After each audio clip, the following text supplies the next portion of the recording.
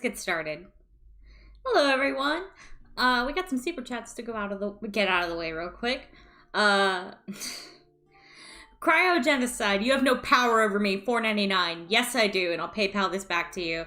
Gentleman's Pancake, just seeing if my brother is gonna slap me for $5. Once again, I want to slap you too. But thank you both, that's very sweet. God. So, I'm just gonna kind of get right into this. Today, I am going to be drawing my party from Tomb of Annihilation. This is also Arrow's party. If you guys remember, the DM nerfed my Warlock story. This is the character that I played. She's undergone a huge revision since she was a Warlock. She is now a Druid. She started off as a Circle of Spores Druid, and now she has converted to a Circle of Shepherds Druid. I've posted her a few times on Twitter, and I post a lot of her on Instagram, actually, so you should totally go follow me on Instagram if you don't follow me there already. So, the way I'm going to do this is I'm going to go left to right and talk about each character. We're going to start with this handsome boy over here. This is Tea Leaf. He is our rogue ranger. We're gonna go through the chat first real quick, but I really just want to get into this. I literally got out of session like 2 hours ago, and I'm still kind of like hyped from our session. We had a very wholesome session today. Very nice RP happened. So here we go.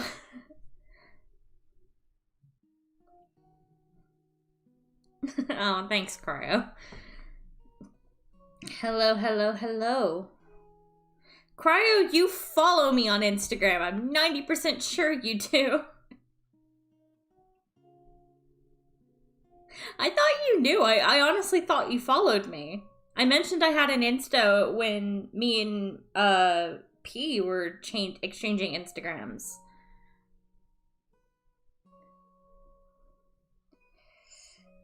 Okay, so let's get started. Also, I'm gonna be talking about Tomb of Annihilation, but we are literally just now hitting the lost city of Omu.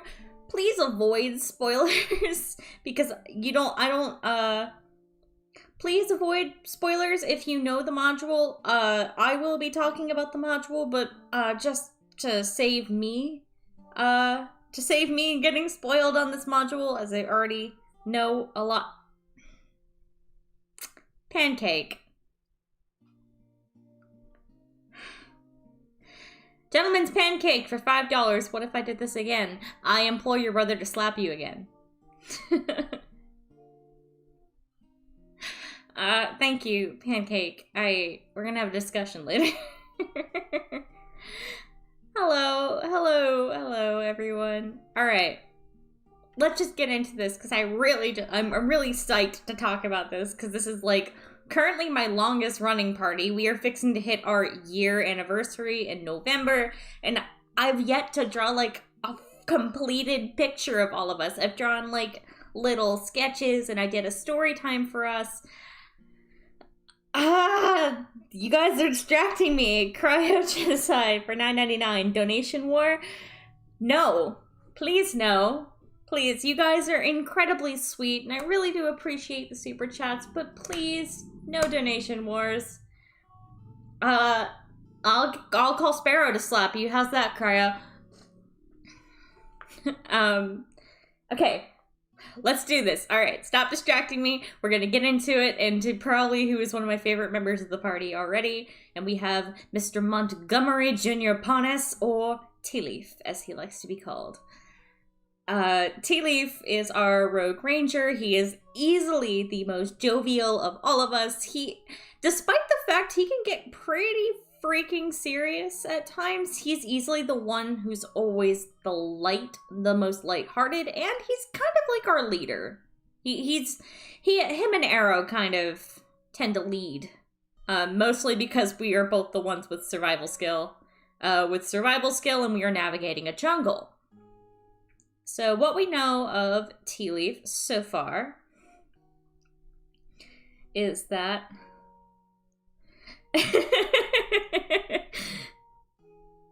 watching. Imagine trying to hype yourself up for D&D by watching a D&D stream like 15 minutes before a session. I mean, hey, it works, man. So, okay. Tea Leaf here is someone who I think has the most history with Arrow as they entered the party together. I need to pull up Tea Leaf's reference on my phone.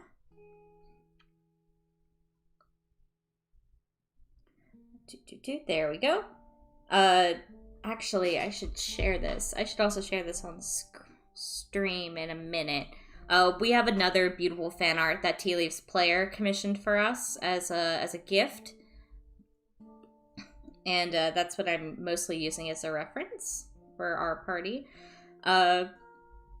This is the party from the Tales of the Jungles of Chult, if you guys have seen that video, and I've talked a little bit about this party. Tea Leaf, unfortunately, didn't get a story. Zell, Kano, Beck, and even Arrow in some way got a story, but there's too much to tell for Tea Leaf. He gets into some really funny shenanigans, but he's also, I think, one of the most well-rounded and dynamic characters in the party. No throwing chairs at people, please. So, let me figure out his mustache real quick. Tea Leaf's player, when I've asked him to describe Tea Leaf before,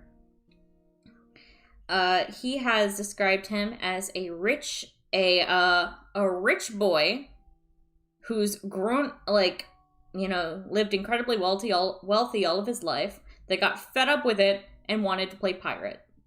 And that, honestly, is pretty damn accurate. I think I need to widen his, I think his head needs to be taller. It's honestly pretty damn accurate to Tea Leaf. He's a character. Don't throw anything at each other, loves. Please, be nice. Play nice, kids. So, I'm going to be telling mostly from my character's point of view what she knows about everyone, because I don't want to reveal things that haven't really been touched on in game. Tea Leaf I know a lot about because A, his player is a good friend of mine, and B, our characters came into the campaign together. Tea Leaf and Arrow met in a port before the campaign, and he's the closest thing Arrow's had to a best friend, I think. And he's a force that she's desperately needed around her. So Tea Leaf is normally our scout. He's the one who normally goes on ahead. He's, obviously he's the one that's always sitting in a bush waiting to kill things. If you're wondering class-wise, he's an assassin. He's a rogue assassin. I don't think he has an archetype for his ranger abilities, though. And the scene I'm drawing is actually kind of a scene I imagined happened after we fought some pirates and all got incredibly drunk we all got pretty damn drunk on rum and wine as a celebration afterwards. Well, most of us.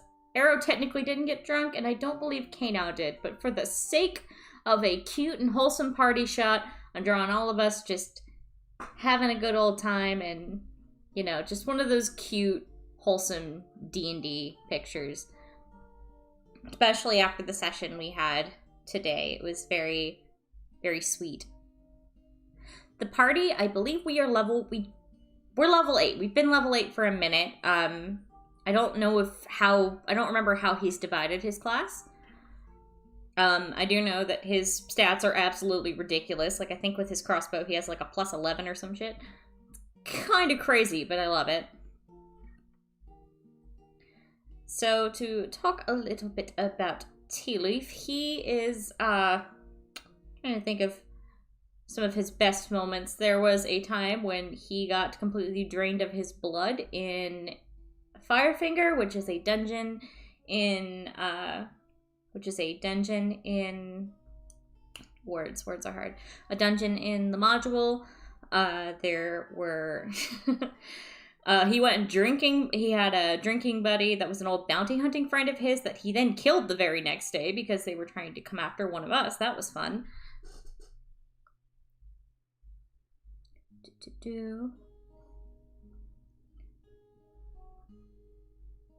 Let's see. I'm trying to get animal toes. He does now wear like a pelt. He wears like an animal pelt, like a big wildcat pelt that he's dyed black as his as a cloak, but and it's normally like a half mask, but because I wanted to show his expression, I did not draw it as a half mask. We don't know who hired the bounty hunter's name was Draska. We do not know who hired him, but Kano did kill somebody in that town, so I'm honestly not surprised. This was after the story of Kano, where Kano walked into an inn, shot someone in the face, and then walked out. Granted, that person totally fucking deserved it, but yeah, no, you can't just go around shooting people. Kano had also gotten in trouble on Executioner's Row, which is a part of the Beggar's Palace. Oh, we found this pelt, just for the record. We didn't kill this cat, we found it. I think we found it in, like, I don't remember where. Where did we get this? Did we find it in the kobold place? I don't think we found it in the kobold place.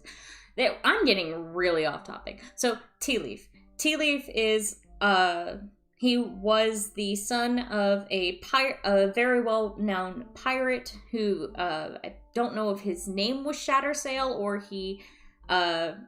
or his ship's name was Shattersail, but it was a very well-known name amongst the pirates on the Seven Seas. Tea Leaf is a half-elf, which I don't know why I messed his ears up, but he's a half-elf, but his ears have been clipped because he was kind of didn't know his mom until I think he was about 60, you know, because half-elves live a little bit longer. So, God, his hair is always so difficult. I have a really hard time with, like, swept back hairstyles. He did not find out about his mother until after his father passed away. His father was, like, a pirate king or some shit. And, he kind of took up sailing and bounty hunting, but, I don't think he was doing that when he met Arrow. I think he was just kind of traveling around when he met Arrow, and we just kind of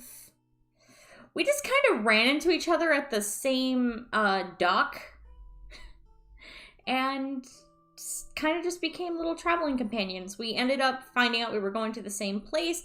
Like, his mother told him to seek out Sindra Sylvain, I believe, and I had a dream telling me to seek out Sindra Sylvain, so we both headed to, I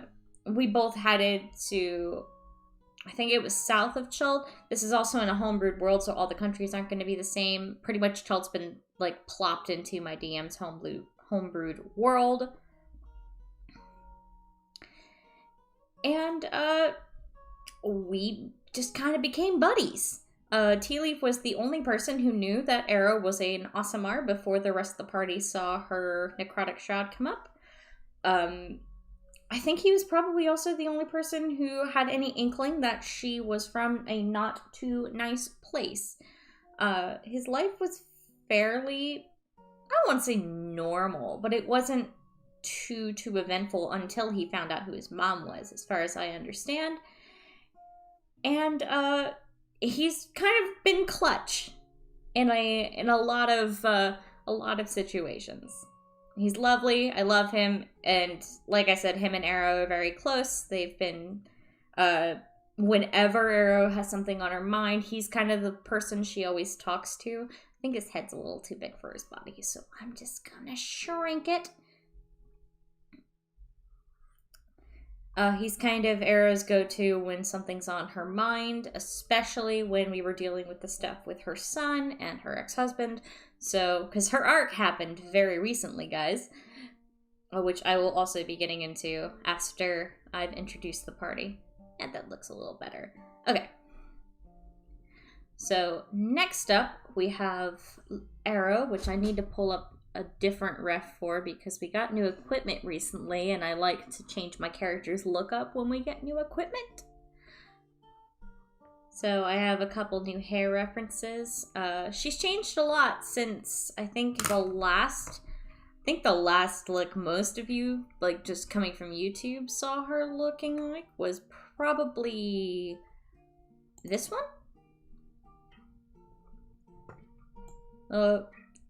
And she changed quite a bit, actually. The one that she was before we got all of our,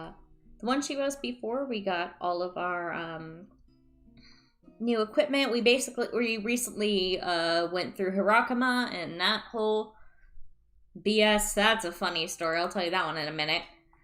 And we got new equipment, but before that, we had headed back to Port Nine Zaru a few weeks ago in-game and got some like updated equipment. I think I got some plus one armor, plus one like studded leather. And this is what Arrow ended up kind of changing to, and she's changed yet again. Not too much. I've just kind of played with her hair a bit more, keeping it out, and she stopped wearing that overcoat, that over shrug thing with the feathers, because right now that's a baby sling. And I'll explain that in a minute, because if you look right here, there is what's meant to be a baby monkey there. I adopted a baby monkey somewhere in this madness. But to kind of summarize, Arrow is pretty much nothing like the Arrow that was originally talked about. She's had a complete change. She's a lot less dead, like monotoned, and she's a lot more paranoid. She's a worrier. She's very much just a worrying mom of the party. I think that's the best way I could describe her. She just, especially now, because the party's been together for about 3-ish months. And we've been through a lot together. So she cares a lot about this party. I think I'm just going to have this like one little bit hanging down because I want to like braid it or dread it or something. We'll figure out something to do with it. So I'm going to add this tiny cute little braid on the side since Arrow's always had a lot of stuff going on in her hair. God, so much has happened with her. We had her arc recently. Met her ex-husband, didn't kill him, that's a story. I thought he was going to die, but did not happen. An event called the Blood Moon happened, which was just as edgy and spooky as you can imagine. Lots happened with her since you guys last met her, but I guess the best way I could explain her so far is she's just a worrying mom. Her entire goal is to eventually go back home and get her son because she had to leave him when she fled her country. Let's see if I can get this. Nope. Let's fucking find a face shape before I go trying to get her expression. Technically, Arrow's never been drunk in this campaign, but I wanted to draw us all like we're at a tavern or just celebrating and having a good time. So, I had to imagine what kind of drunk she would be, and I'm thinking she's probably a very giggly and happy one, since she's really not that at any other time. We make jokes that Arrow is the most depressed one out of us because of what's constantly on her mind. Which, isn't entirely untrue.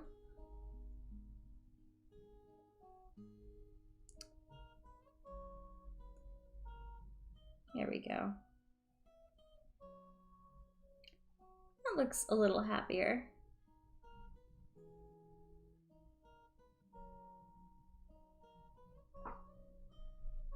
That'll work. That'll work. What is happening in this chat?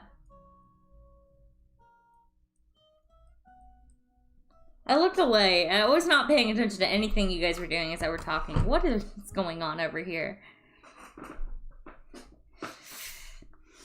Surprisingly, we haven't gotten blackout drunk. I think Tea Leaf got pretty hammered at one point. And I know he like mixed wine and rum together at some point, and that didn't turn out too well for him. But I don't think we've got like had to deal with the blackout table or anything. Mostly because we're in the freaking jungle and there's not a lot of places where we can go. Honestly, I'm surprised we haven't been like had anyone get lost besides. Well, we had an NPC get lost, but honestly, that NPC was annoying as hell. In a good way, but still, none of the party was too concerned when he ran off. Yes, he mixed wine and rum after we took a pirate ship because they had giant casks of it.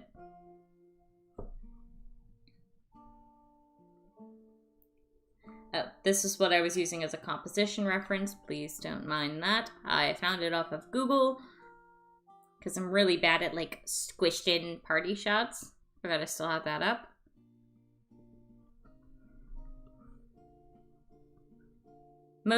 Really, I guess it's mostly inspiration because I didn't use any of those poses. I'm gonna need to change Arrow's head shape. Cool. Because it's the fun thing about drawing groups is that it's really hard to keep everything in proportion.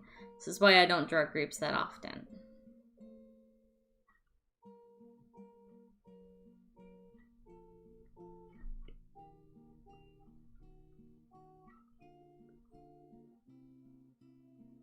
We'll fix the hand and stuff in a bit. I'm really just refining my sketches.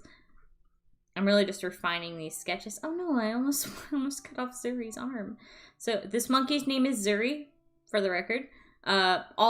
Because I'm a shepherd's druid, I have a ton of animal summons, and they are all named after Disney characters or Pixar characters, because I couldn't resist. So I have like a giant pig named Pumbaa. I have a big Allosaurus that I named Aladar. Zuri is also named from the dinosaur. I have a giant toad named Tiana. I have... God, she has so many animals. I just today got a shark that I named Bruce.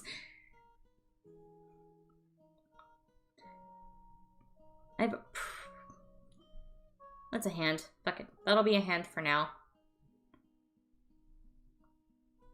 We'll fix Zuri in a minute. Zuri is a flying monkey, which is something I think that's straight up just from Tomb of Annihilation, from their monsters. I believe that's also a monster you can have as a familiar, which is kind of cool. I don't even think I mentioned this. Arrow is an Aasimar. She's a fallen Aasimar who is currently following Mistra. She is the character that has a creepy god stalker. I figured out more about who Mr. is, the creepy dude that was following her. If you guys have joined me on that Twitch stream. So I found a little bit more about him, and I'll talk about that in a minute. Oh god, there's just so much. So much has happened since the last time I talked about Arrow. I think it's been a couple months, and that's like, years in D&D time, so...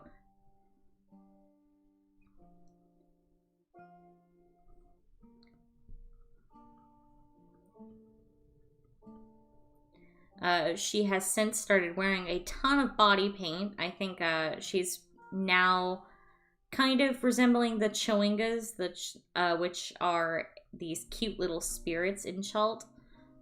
I think I have a new sketch for her update. Nope, it's right here. I'm still playing with things a little bit. She she has like a little mask that she's carved. She doesn't really wear it. It's a Chewinga mask.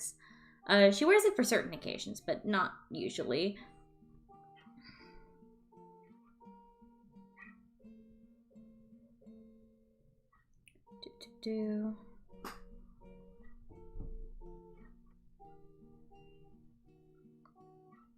I changed a necklace of hers. She always wears a bird skull necklace, which was for her familiar. Maybe I'll put Edgar somewhere in here. She still has Edgar. She still has her familiar. I couldn't, like, get rid of that. We're using a UA feature called Enhanced Wild Shape, which allows you to enhance your wild shape and summon a familiar instead. And considering at the time I was playing a Spore Druid, I didn't think I'd be using my wild shape too much. But that's changed. I use my wild shape a lot, but it's especially since I've been able to turn into things that can fly. That's been real fun. I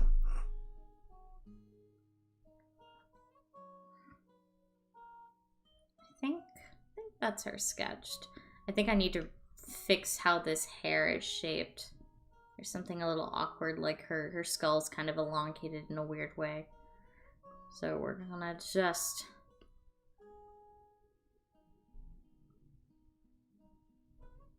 There we go. That's a little better.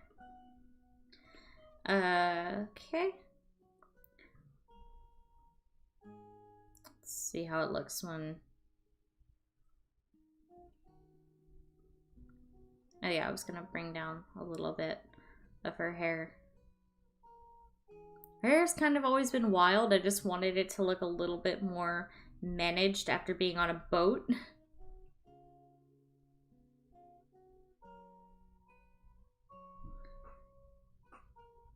Alright. Next, I know I told you barely anything about Arrow. There's a ton, and we'll talk more about it when I'm talking about her arc.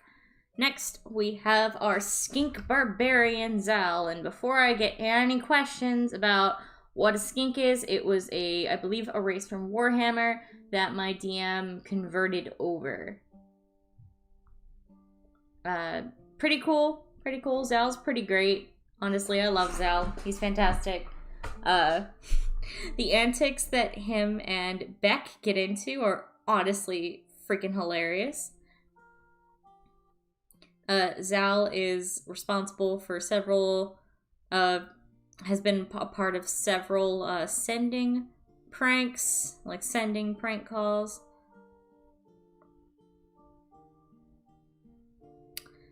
Alright. See ya, Cryo. What the hell are you guys doing in the chat?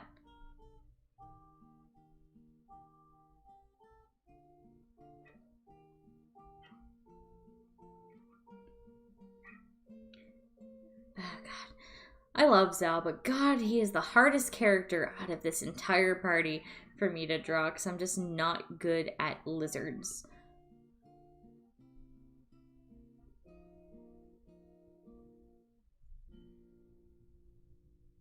So I might have to be a little quiet while I figure him out. Also, just Zell's player is a freaking joy. They get so into it.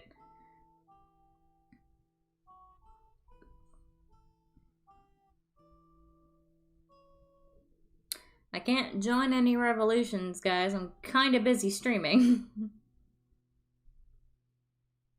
Last I checked, this was not an Among Us stream.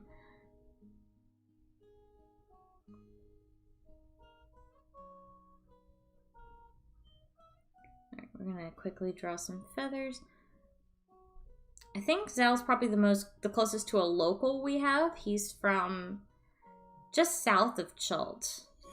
Actually, I don't remember. I'm not joining anything, guys. I'm trying to keep my mind on track here. I'm already really bad at talking at the best of times.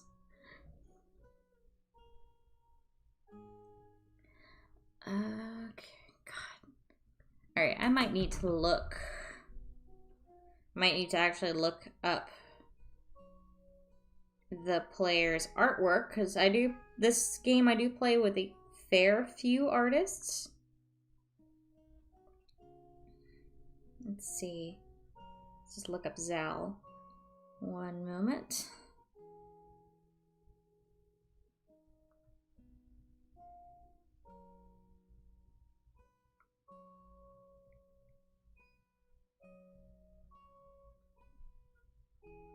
Scrolling. Trying to find the first concept art of Zell.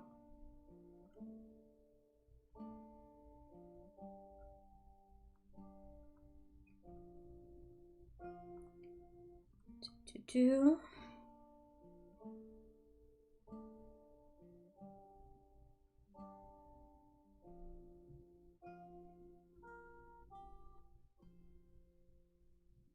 Just scroll up quite a bit.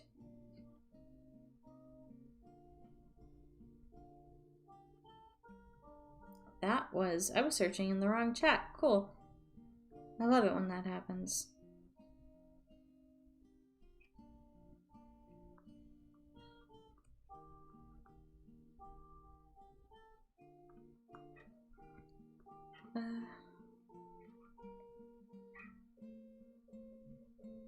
What's going on in chat?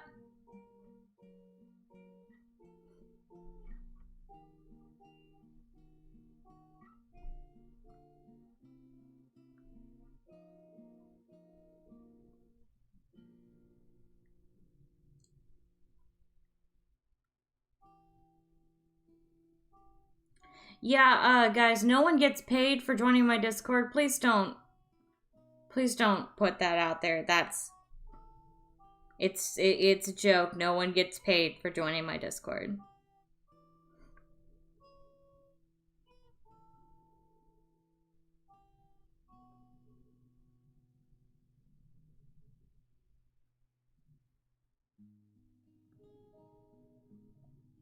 It's not funny either.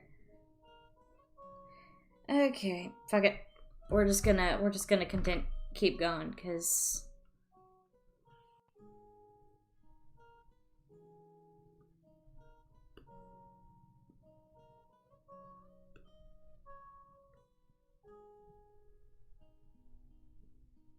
you know, the only thing you get is a role in the Discord server. That is it.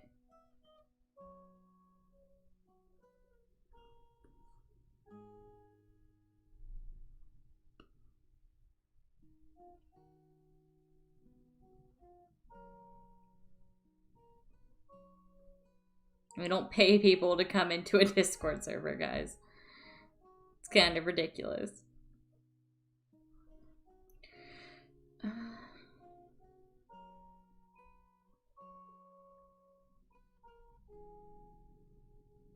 Okay. I found what I was looking for, so we're just gonna go with it and deal with Zell's head shape. So Zell is our skink barbarian. He's kind of the one that I think has the most normal-ish reason to be in here, at least as far as skinks go. Also, he is Skink Jesus, as we have been calling him for a very long time now. He had, we found, a prophecy about him written on a wall. I've told that in a story already. Where we were fighting some Yuan-Ti, and, Zell is Skink Jesus, and he's lovely. Honestly, I think he's probably one of the most sincere people in the party, just because he's he's one of the most sincere people in the party, because he can't grasp the concept of lying, so he's always telling what's on his mind. And he's absolutely lovely.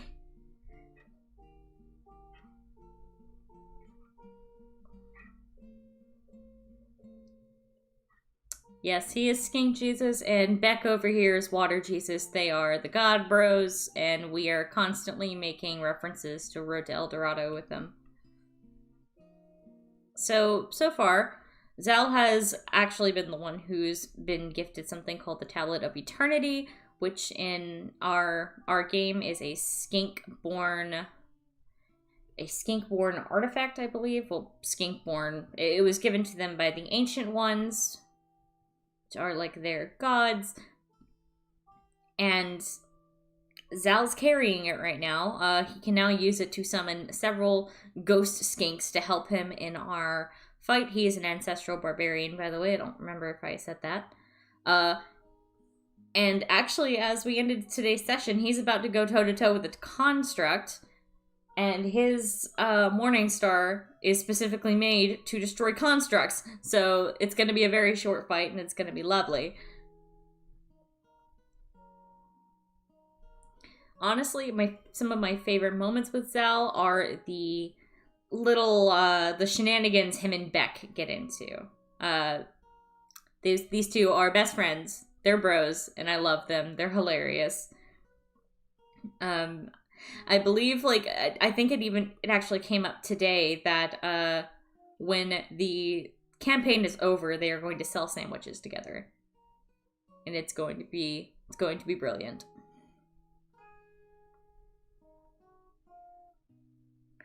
All right. Next, we are going to start sketching Beck, and oh, nice. Oh, I forgot. It's Thursday, so of course they're live. People over at Paradise RPG just went live. Just got the notification. Cool. I'll have to check them out after this. So, Beck is the sweet child of our group. The sweet summer child. And I believe he's also the youngest, technically. I think Zell might be, like, physically younger, but fucking Beck's, like, 19. So, I consider him the baby of the party. And he and Arrow specifically have gotten pretty close, I'd say. Arrow has kind of taken it upon herself to look after him. Beck is our life cleric. He is the softest of all the soft boys. I love him. We were fighting a giant frog thing today, and he literally said sorry to it for missing him. With his new shield, he got the Shield of Harakama from our adventures in Harakama. He's a Triton, and God, his player is just fantastic at flavoring all of his spells. Obviously very heavy water elements because he's a Triton, but like his spiritual guardian, his spiritual weapon, he has a giant water elemental named Jisus that he summons. And Beck has also been revered by the people of the Becker's Palace in Port Nyanzaru as a messiah because he offered healing to them for free. He's such a sweet character, and a character I think particularly Arrow and Kano needed. We joke about him being our group therapist a lot because both of us tend to talk to Beck when like things are going wrong in our heads. Kano and Arrow have a few things that are pretty similar. Beck is here because his mother contracted the death curse, and he's only here trying to save his mom. And he's the best, and I love him, and if anything happens to him, I will cry. But I personally don't think anything will. Being the life cleric, he's kind of hard to kill, and he has, like, a magic necklace that will stabilize him if he drops to 0 hit points, I believe. I believe that's what it does. It only does it once per day, but still, it will do that, so Beck's kind of hard to kill, but there's been a few close calls. We fought a lich not too long ago named Valandra Shadowmantle, and she was intent on killing Beck.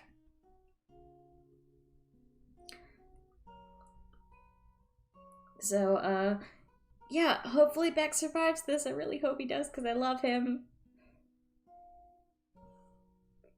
He's, like I said, he is the best boy. He's easily the sweetest out of our entire party. He's very much our heart, I'd say.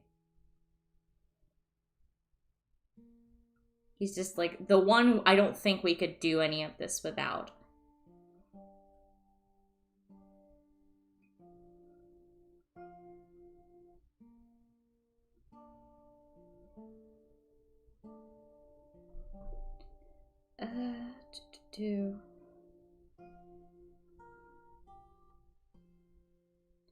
Guys, please stop spamming joining the Discord in the chat. It's fine. Nobody needs to join if they don't want to.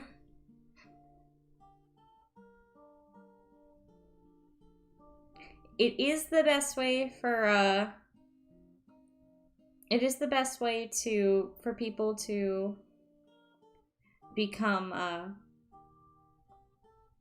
it is the best way to, like, get notified about certain things. Like when I'm streaming, but nobody has to join. Like.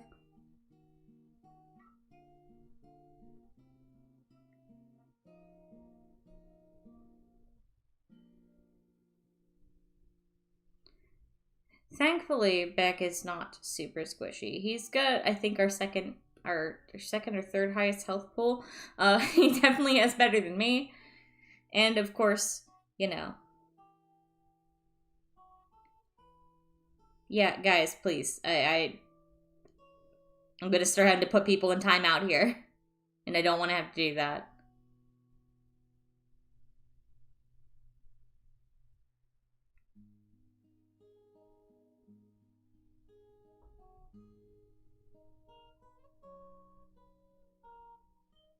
Alright. So yeah, Beck is our sweet one. He's our sweet bean. Easily the kindest out of all of us. He's the one that like went to the beggar's palace and wanted to he's the one who went to the beggar's palace and wanted to give out free healing.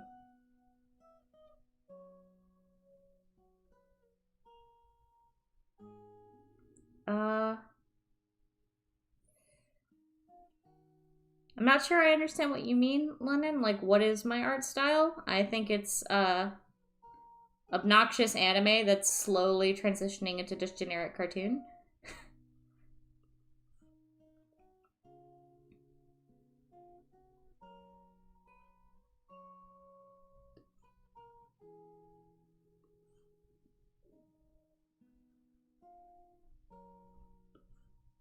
I need to redo.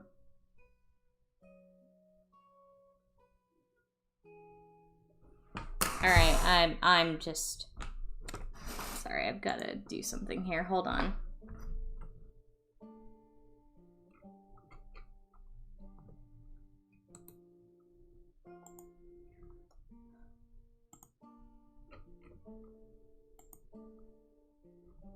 Okay.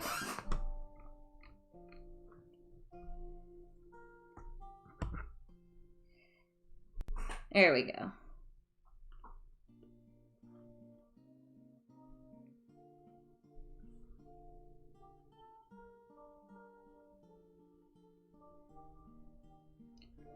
Alright, I completely forgot what I was saying. Cool. I'm almost done with Beck's sketch. Anyway, and we'll go more into... I have not updated the Discord link, guys, and I will after the stream's over.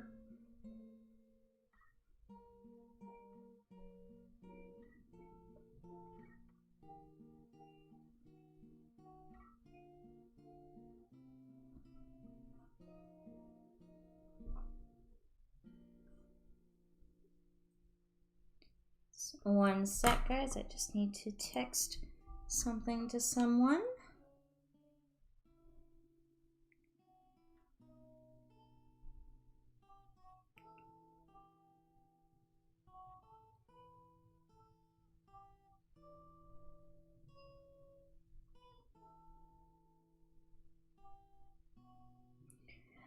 No, I'm just gonna put one in the description of the stream when this is all done. I've got it.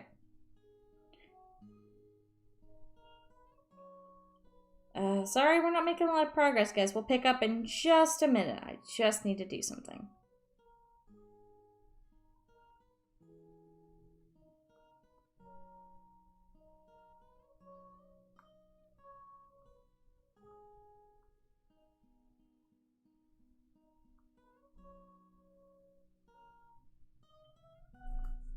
Alright, there we go. I gotta fix Beck's face here.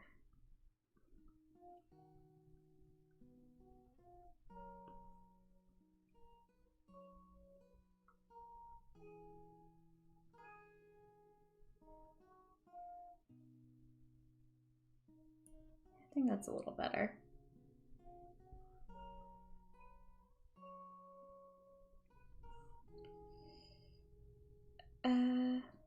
Okay, I'm gonna take my eyes off the chat, guys, for a bit, because I think I need to in order to fix some things. I lost Beck's fishy ears, too, damn it.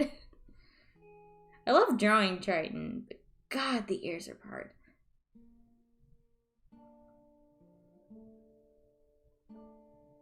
There we go. And I think now we're ready to move on to Kano, and then we'll move on to like some of the miscellaneous stuff, like the chairs. Go ahead and fill out this glass here. Like the chairs, and we'll also do the bird up here, and we'll try to get Zeri fixed.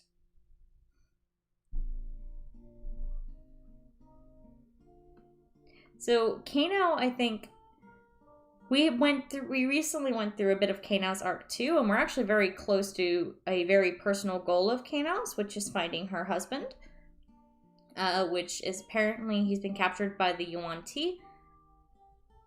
We're very close to some very fun shenanigans. We're going through like all the puzzle shrines in Chult, or in Omu right now. So,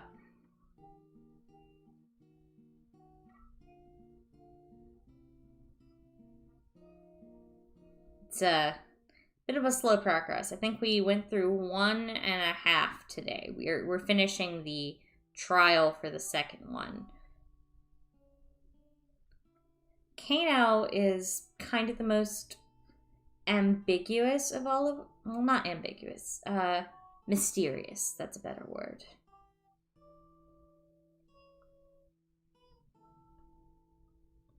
I think, she's the one that hasn't opened up a ton about herself, which, you know, has been very fun when it's come up, like when she, you know, friggin' killed that innkeeper. None of the party knew she did that, by the way, until the bounty hunter came after us. But after she killed that innkeeper, we kind of knew there was a bit more going on. We knew that there was a list, but she's like got, but we don't really know much more than that. Now we know that everybody on this list were the people that helped kill her, because she was once a captain of a fine ship. And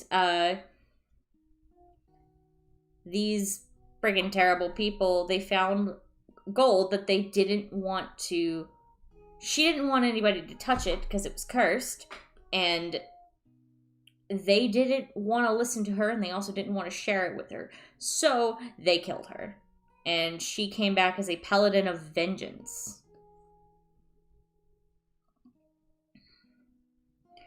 It's been interesting seeing her open up.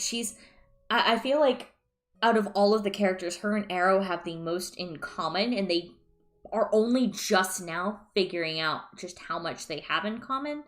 They've had some really fun interactions. I kind of imagine that they'll be fairly good friends for most of their lives. Kano's also taken, like, he's kind of taken some of Arrow's a few pages out of Arrow's book, I suppose, for decisions she's made. Like before, she was like just straight up murdering everybody who was on her list, and the last person that was on her list she didn't kill because he deserved to like live with what he did rather than, you know, get killed. And it was a very big step for Kano. She's one of the most deep characters in the party, I think. If you're wondering what her race is, she is an awakened, which is a sentient zombie, basically. They are a race my DM wrote. They're really cool.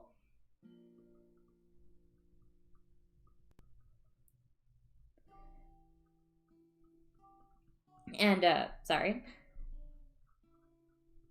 They're basically like zombie sailors. It's the best way to describe them. Zombie sailors. The player is also an extremely talented concept artist. So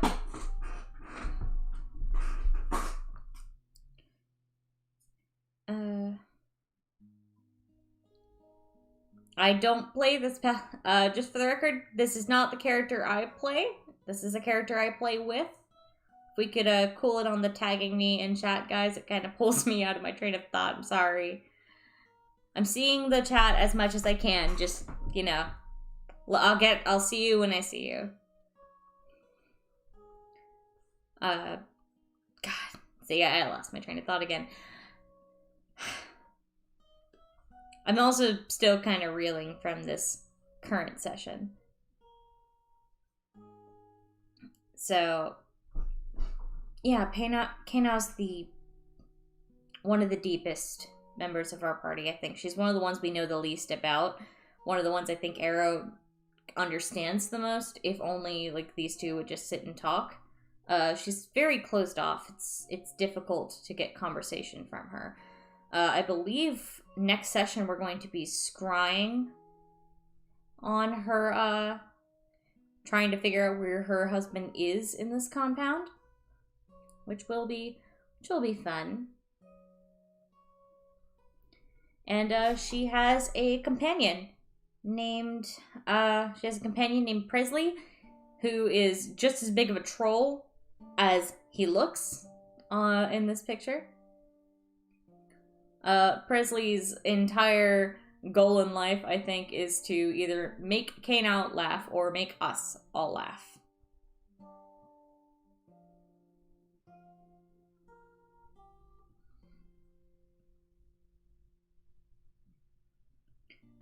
We've had some pretty fun shenanigans. Kano likes to mess with a lot of our animals. He's gotten eaten, actually, quite a few times, but because he's a familiar, he comes back. He's kind of like Kano's support animal, like emotional support animal.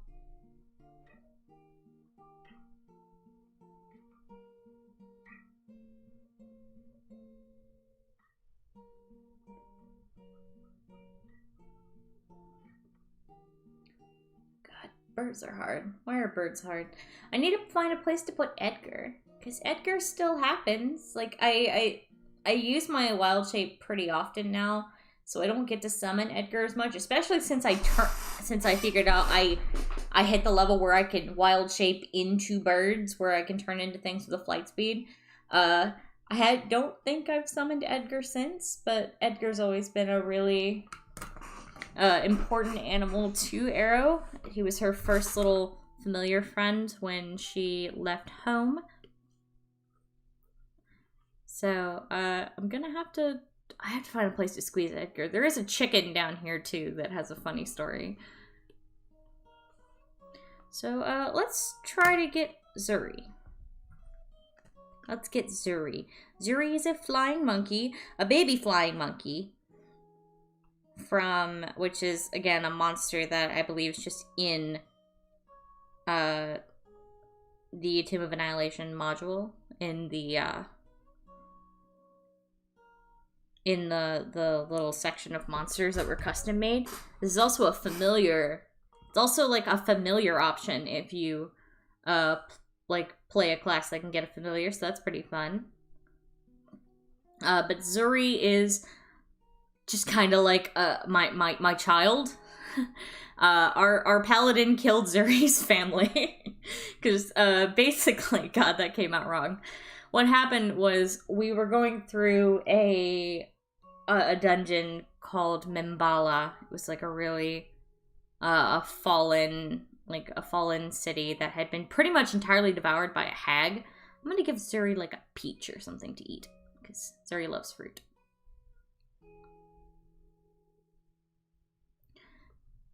And the other flying monkeys were like under this hag's control, and yeah, we're still going. It has only been like what, 40 minutes? God, my brain is not working today. Zuri's the other little flying monkeys. Oh, we got a super chat. Forerunner 97 for $10. Hello as well.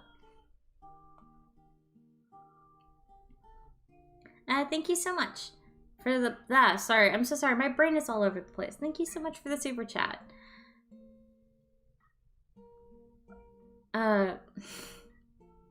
God, I lost what I was saying. Maybe this wasn't a good idea. Maybe I should have waited a day. Oh well. I think you guys are used to me being absolutely scattered and not having a cohesive train of thought during these things.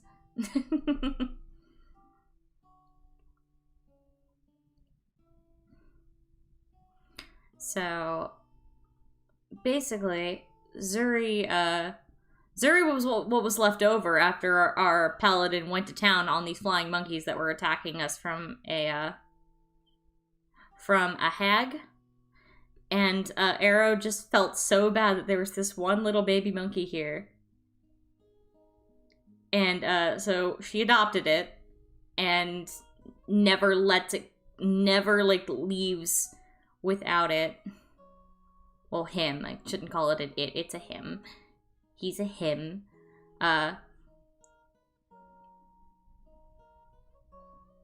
And honestly, he just kind of sleeps on her back most of the game. But I love him, and I think it kind of fuels this. I think it kind of helps this thing in Arrow where she wants to mother things. Like we have a Triceratops that she does the same thing to. That's just gonna have to do for Zuri. We have a Triceratops named Iroh that she does the exact same thing with. Iroh we bought as a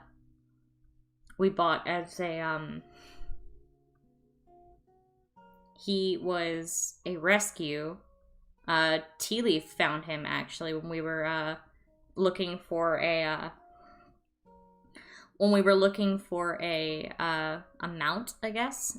We were trying to find like a transportation animal to help us move through the jungle quicker, and he was faced with two options: a perfectly healthy Triceratops or this horribly neglected and beaten animal. And he knew exactly what Arrow would have done and which one she would have wanted, and how sad she would have been if he had left it there. And yes, I did not name Iroh, but I'd like to think Iroh was named from The Last Airbender, but actually Beck's player named Iroh, and I believed he named it Iroh because of Arrow. Iroh and Arrow. I think he thought it sounded like cute alliteration, but we do spell it like Iroh, like Uncle Iroh from Avatar.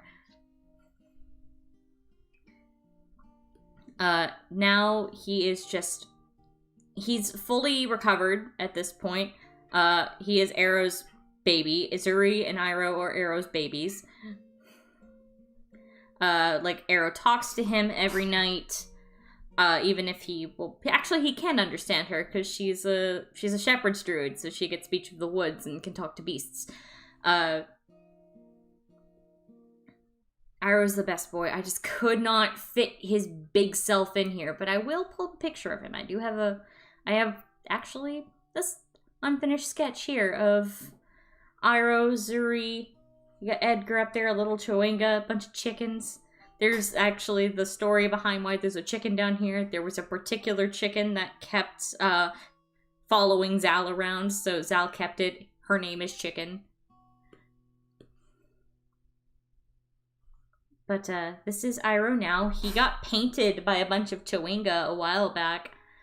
So now he moves super fast. He is like Arrow's, I think he's kind of become like Arrow's comfort animal. My DM keeps joking about like, you're gonna have to leave him when you enter the Tomb of the Nine Gods. And I'm like, no, I'm not. I'm gonna find a place to put him, and I'm gonna like leave him there with some stuff to graze on, and I'm gonna come back for him. I have too many pets in this game. My DM, I know that my DM Ben loves it, but he also, I can tell it also is just like, oh my god, what's gonna happen?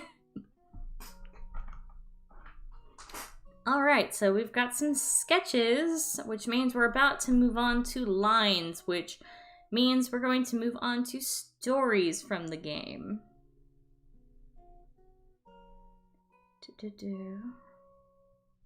Just looking through the chat, guys. I will give Iroh all the hugs for you guys. Actually, I got Iroh hugs during the session today. Which was absolutely fantastic. Let me just merge all these together. we were separated from Iroh, and our NPCs, Iku, Dragonbait, and Artist Simber, who has joined our party. We got separated from them when we were going to try and take back Hirakama, because there's a giant dragon called Tinder. Before any of you even think about it, we already made all of the Tinder app jokes. But there was a ancient red dragon named Tinder that was threatening them outside, so they went on ahead towards Omu, and we... No, not Puffin Forest Ben, a different Ben. I know, it's Ben in Tomb of Annihilation, different Ben. No. God, no. I'm still alive, aren't I? I haven't been in a Puffin Forest game. I think I'd die. No, my TM Ben is different Ben.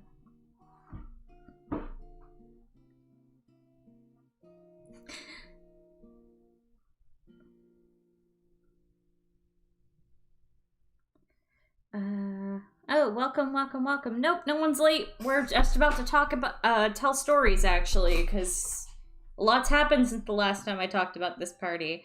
So I'm gonna let, actually, the chat decide which one you want to hear first, if you want to hear the story, of the tree, the giant tree. I think it's called the Heart of the Wild, where we got some of Tea Leaf's. We got some stuff for Tea Leaf, but we also got some really spooky stuff for the NPC that's stalking me, Mister. I can tell the Blood Moon arc, which was my character's arc. Well, not her entire arc, but a pretty big part of my character's arc, in which her crazy-ass ex-husband showed up with a bunch of Yugoloths. If you know what Yugoloths are, they're pretty fucking cool. Or I can tell you about the pirate siege. I mean, I'll tell you about all three, but which one do you guys want to hear first? The giant tree? Do you guys want the story of the giant tree? Do you want the Blood Moon or the pirate siege?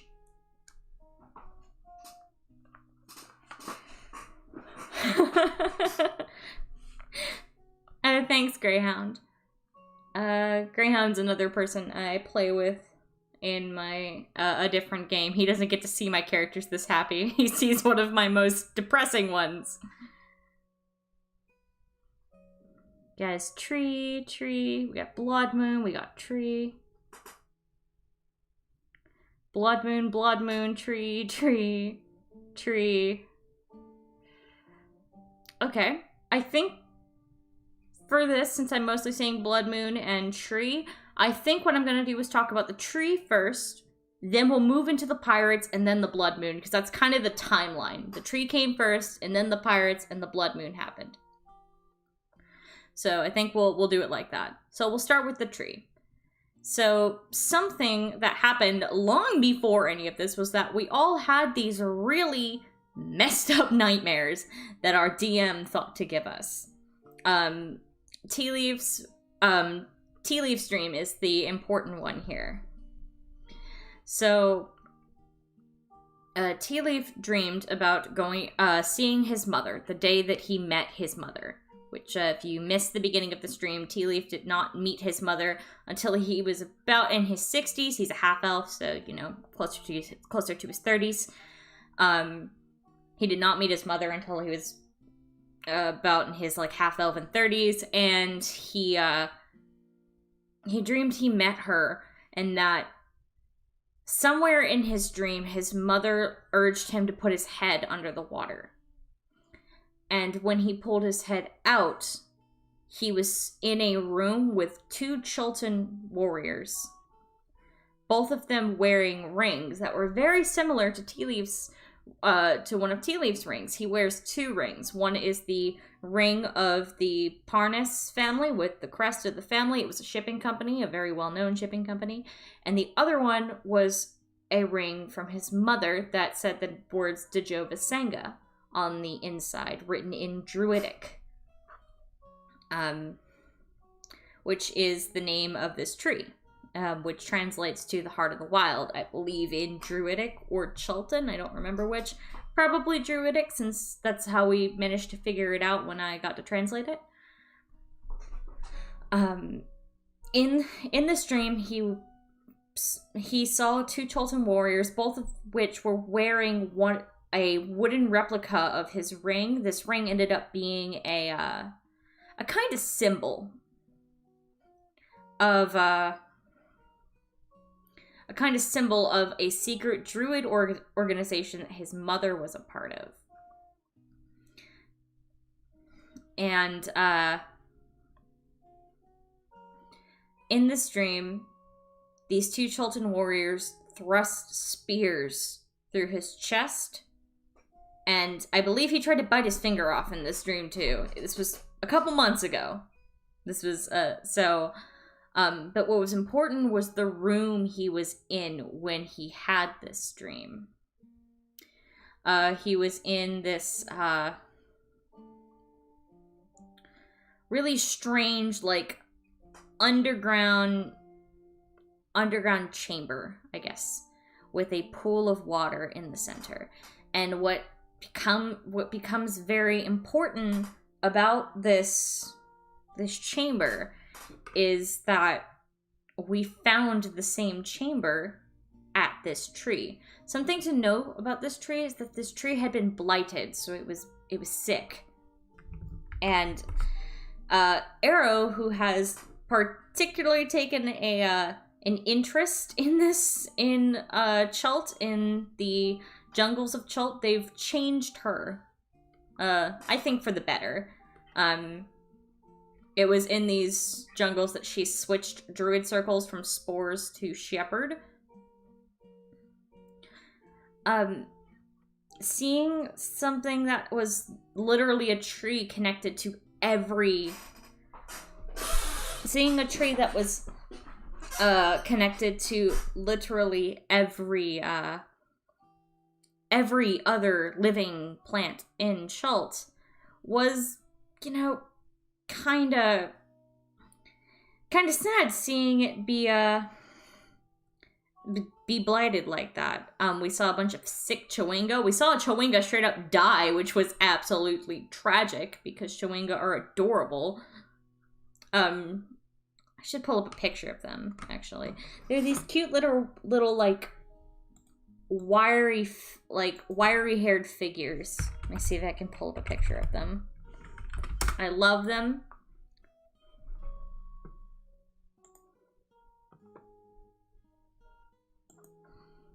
Here we go. No, wrong thing. These are Chewinga, and they're adorable, and I love them, and I just want to protect them. They are just harmless little fey spirits. And Tea Leaf actually has one now. Like, one that's just on, like, a twig in his boot. It's how he flavors one of his spells. So we straight up saw one of these poor cuties die, which was horrible. And we basically went skulking around trying to find the answer. We found a way into this cavern. It's like this weird room, which turned out to be the same room from Tea Leaf's dream. And we descended down. We found two Chultan skeletons, each of which had one of these wooden rings on their finger. I ended up taking one, and Tea Leaf took the other one, so we both have one of these rings. And we ended up finding, like, a secret passage of sorts. It's kind of hard to explain. Like, the wall in front of us opened up, and there was a cavern. We go into this cavern, just kind of trying to find, just... This party has too many pets. 1, 2, 3, 4. I think we have 4 main ones. I don't consider Zuri or Iroh pets. Or Zuri and Iroh are not my pets, they're my children, but the rest of the party will say they're my pets. Then we have Presley, we have Edgar, we have a chicken named Chicken. I don't know if you would count Beck's water elemental.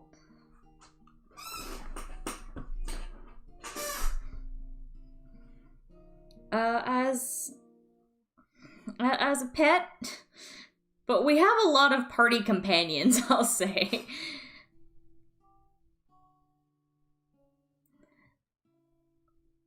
So, after we went through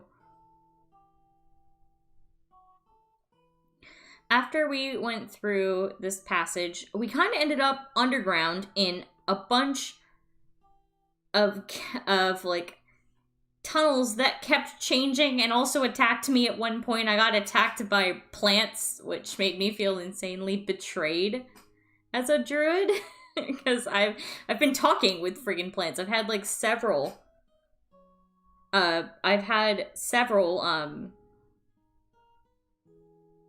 instances where I've just straight up just talked with plants. So getting like bitch slapped by a root was kind of terrible. Several of us started having freakouts. I think Kano definitely had one where she was like, we have to get out. We've been stuck underground for so long, and we'd only been under there for like, I think an hour. We hadn't been under there for long at all. Our guide, Iku, who's the most level-headed out of all of us, mind you, she even started freaking out, and she forgot that we'd already destroyed the evil of Mambala, and she kept going on about how we had to go back and free Mambala when we'd already done that. Just something was fucking with our heads. Even Tea Leaf, who's normally, like, the most level-headed out of all of us, like, normally the most easygoing, he's, like, the one you'd least expect to start freaking out. Even he wasn't entirely himself, which kind of freaked Arrow out a little bit. So, as we're descending down, we eventually find our way into the heart, which is this giant collection of roots in the shape of a heart, and it looks sickly. And this creepy freaking bug thing like came out. I don't even remember what this was. I don't even know if we got exactly what this thing was, but it was a big bug thing. It looked like, honestly, it looked like I don't know if you guys have ever seen a spiny leaf insect before, but it looked like a spiny leaf insect combined with a scorpion. It was really friggin' weird looking.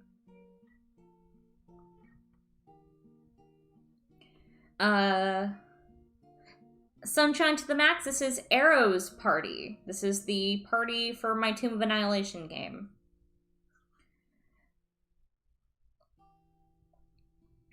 So, anyway, we fight this giant bug along with a shambling mound. There were a couple blights, which was really freaking terrible because those things almost killed me. I think we fought a couple other things. There were these weird spore things that almost killed me, but I succeeded my con save, so I didn't get like instantly infected. A couple zombie dwarfs that were being piloted by like creepy orchids that take over your brain. It was a lovely fight. We killed the giant bug thing. And the heart tree thing is like covered in these strands of fabric, which end up being a guardian of some kind. Calls Tea Leaf by name, not by Tea Leaf, but by, I think his name was Talarius Lefinery is his elven name, and that's where his name Tea Leaf comes from. And basically tells him that he finished his mother's work.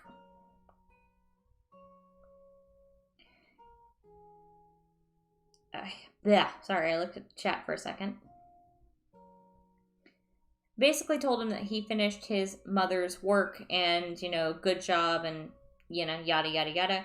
And then we set about healing the tree. I had prepared the spell Plant Growth specifically to try and heal this tree. We did the 8-hour casting of Plant Growth or Enhanced Growth, whichever one of those is the 4th level spell that takes, or the 3rd level spell that takes 8 hours to cast and enriches the land. And it ended up doing some pretty great things for the tree. Like, it gave it a good jump start, but it also may have potentially doomed all of Chult.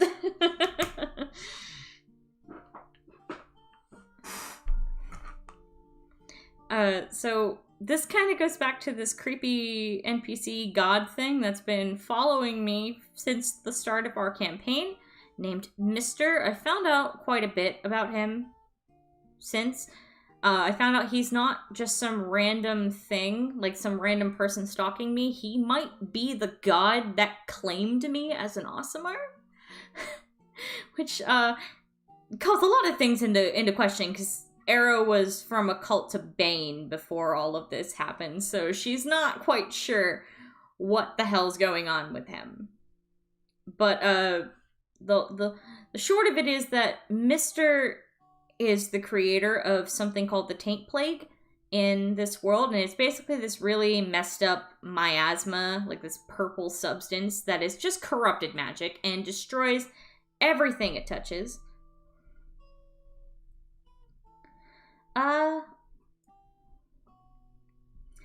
Raven for $7.99. Thank you. You didn't leave a chat, but thank you. You said A. Thank you. Yes, I may have doomed all of Chult. I'm getting there.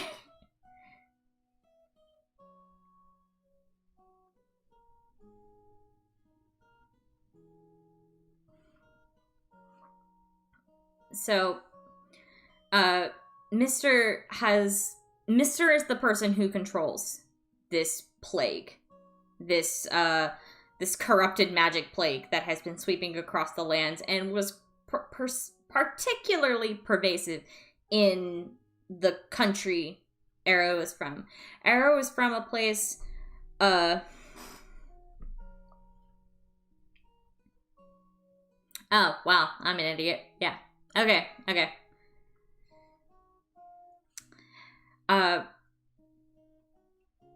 The country Arrow is from is called Sorrow. It doesn't really have any other name because it's kind of a lost land. It was kind of just given up after a war was done across it. Not a very fun place. It's known as the Fields of Sorrow. The only real, I guess, place in it, the only real capital in it, is the city of Mist. Which, ooh! Hey guys, the second episode of The Scales Above just got uploaded. Just got uploaded to YouTube. If you go to my channel, if you go to my channel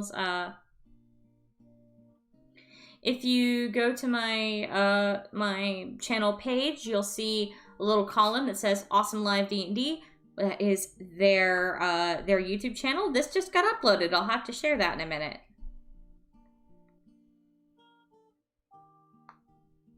Just got the notification. How exciting. We had some fun character lore and drops in that episode.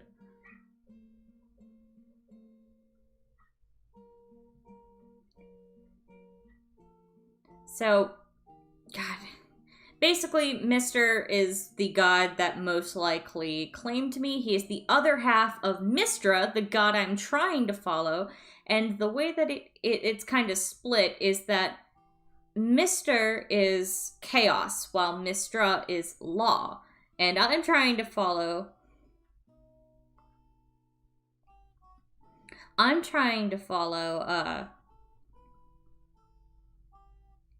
Mystra, because Mr. scares me. He has done nothing to hurt me, but because of what he did at the tree, I don't like him. Or Arrow doesn't like him specifically. So, what happened at the tree was something important is that Arrow carries this plague in her, technically. It does not affect her because Mr. doesn't let it affect her.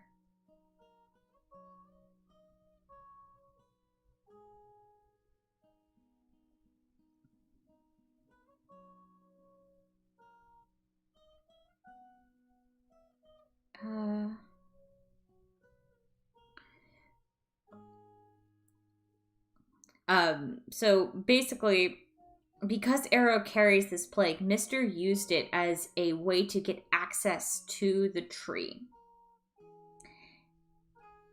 And we don't know if it's a good or bad thing, but Arrow's convinced that she has doomed all of Chult and needs to find a way to reverse it because her homeland has been absolutely destroyed by this plague. She has watched people step into the mists, these purple mists, and, like, be corrupted. She's seen them go insane. It's not a great thing. It's not great. So, she's convinced that she has completely fucked over all of Chult, which has been real fun. That was kind of, I think, the climax of the entire Dejova Sanga arc was fighting this big bug thing. But the kind of final blow was this encounter with Mr., in which I may or may not have put a dagger to my stomach in order to get the information I wanted, because apparently I'm part of an experiment that Mr. is running on what happens, I guess, when you put this plague into a celestial-born being like an Aasimar. I don't really know what he wants. I know I don't like him, and I know that if I see him again, I'm going to moonbeam him just like I did at the tree.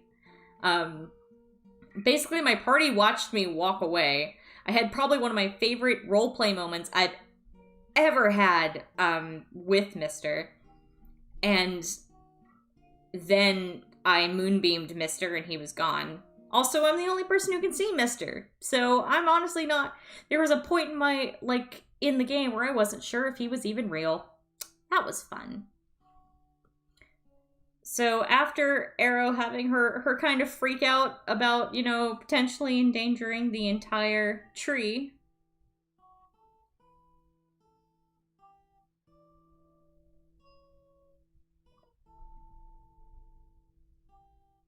she's not contagious, actually.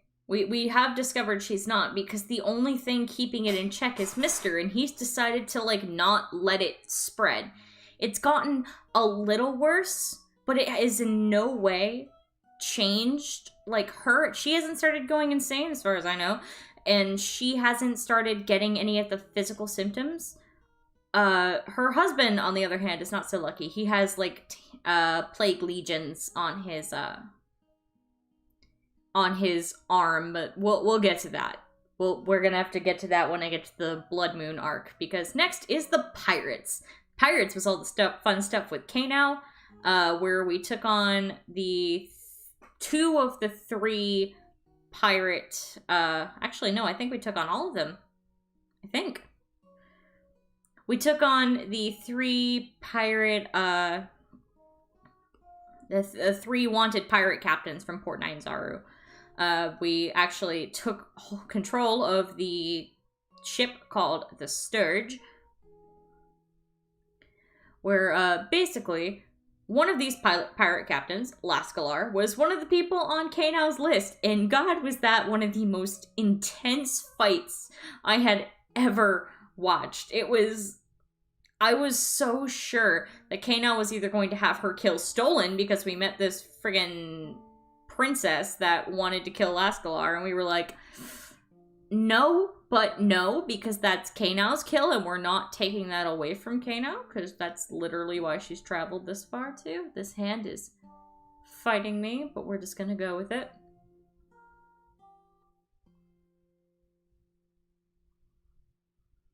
That's a hand. Fuck it. I'll play with it in a bit.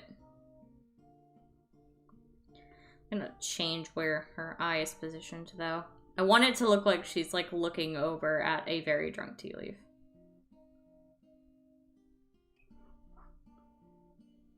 There we go. That looks a little better.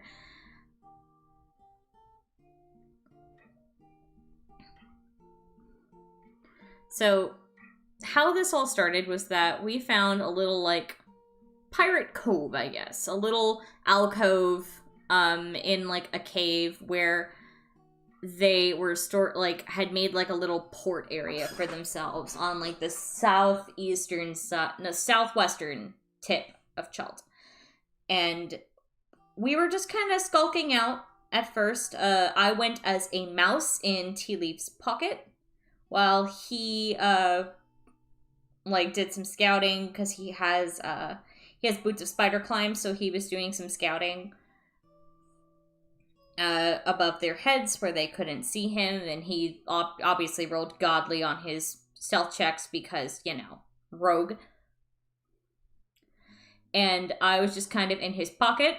He ended up killing off one of the pirates fairly quickly. I jumped out of his pocket to kind of camp out next to some boxes as a mouse because I figured I wouldn't be nobody would really bother when they see a mouse or a rat in this area. I might get chased off, but I'm not going to get attacked. Fun fact, a pirate did find me and tried to give me some cheese, so I sat up on his shoulder for a while until combat started.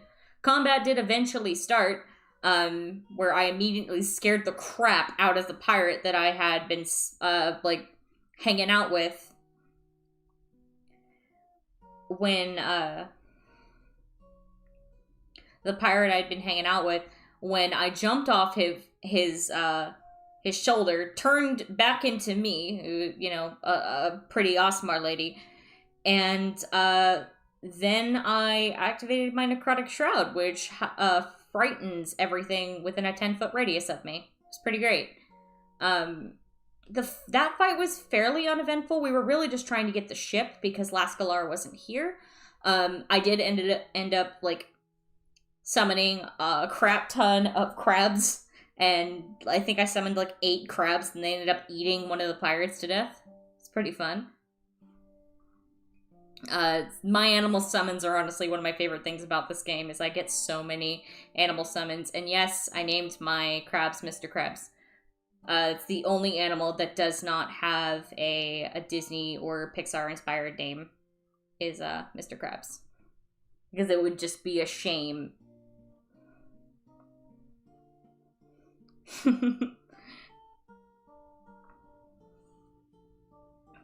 And so we got the ship that we wanted, and we started sailing out. And Lascalar's ship noticed that we'd set out. They apparently patrol the cove in rotations, and they tried to signal to us.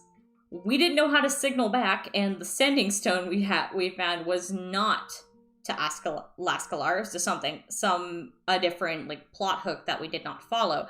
So combat started almost immediately.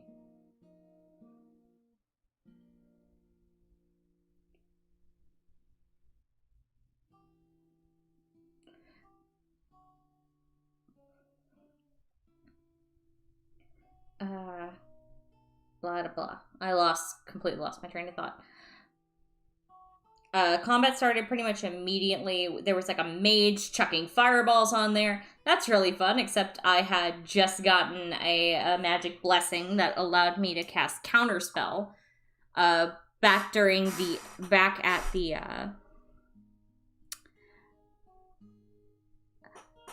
hi Kyle, I'm doing good. How are you? It's early morning for you. Just saw that the next episode of The Scales Above went up, and I'm really excited, and I will be making a community post about that when I'm done streaming.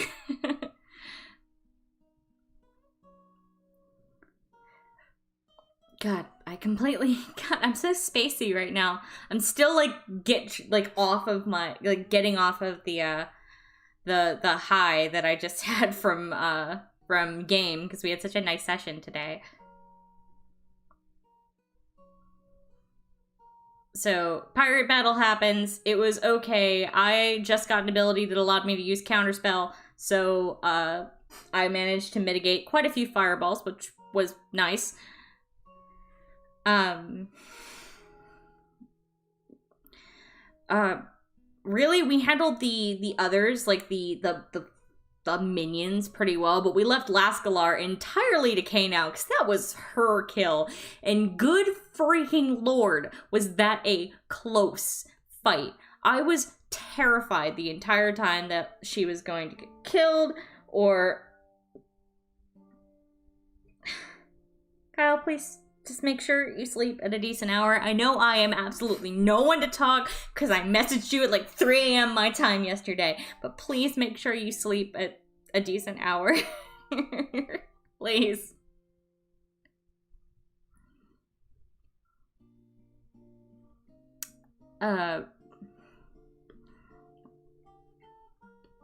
Basically, it was very close. Awakened have an ability where they can basically, called Undead Fortitude, where they can basically make, I think it's a con save when they drop to 0 hit points. And if they, oh, it's like, what? 10 a.m. your time? Almost 10 a.m. your time?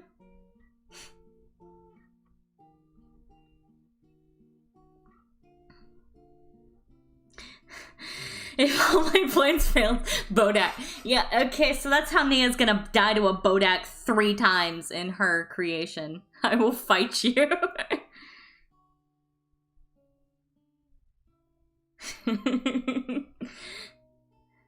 I will absolutely fight you. I will swim across the ocean to fight you.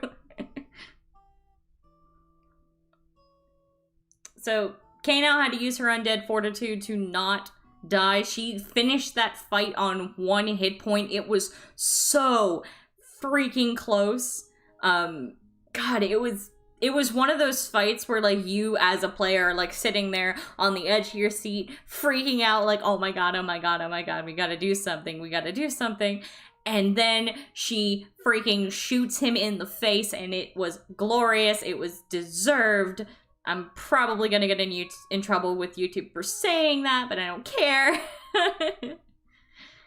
It was one of those really satisfying moments where you just get that...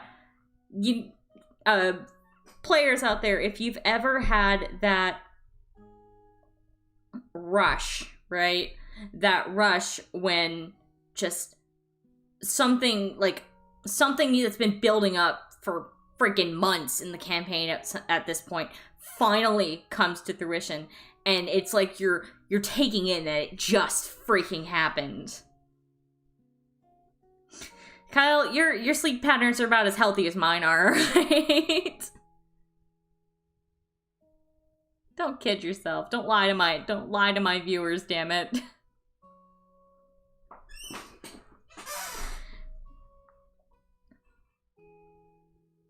So, it was just a fantastic fight. I don't even think I can properly describe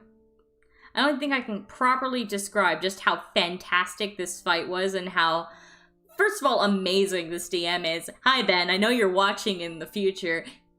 You're an amazing DM, and my entire chat should totally echo how much of an amazing DM you are, because you have made this campaign so fantastic since the minute I joined. And I'm so excited for our next campaign. I can't believe that this one's already been going on for a freaking year.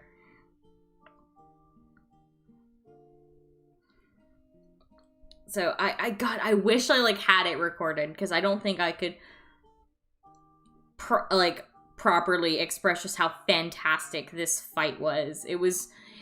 It's one of those that just had me on the edge of my seat the entire time. I had to mute myself at some point because I was screeching and I didn't want to I was screeching and I didn't want, people to think I was, hurt, in trouble or something, and I didn't want to disrupt the flow of combat.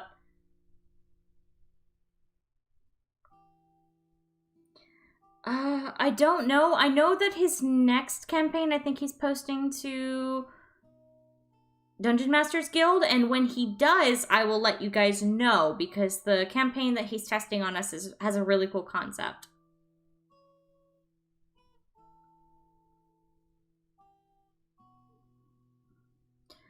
So, yeah, that was our pirate fun, and that is actually, I think what I'm drawing in the aftermath of is us getting absolutely wasted on wine and rum, or if you're tea leaf, mixed together wine and rum that he called Winrum.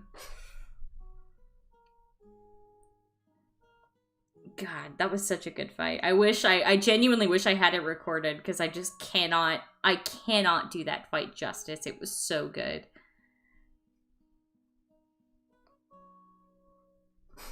So here we have our skinky boy, Zell. I love him.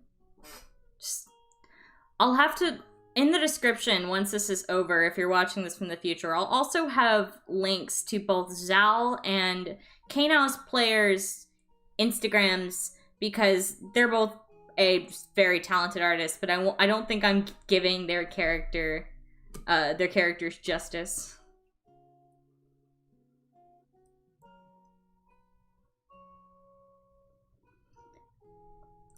If I were a class in D&D, lie to your viewers.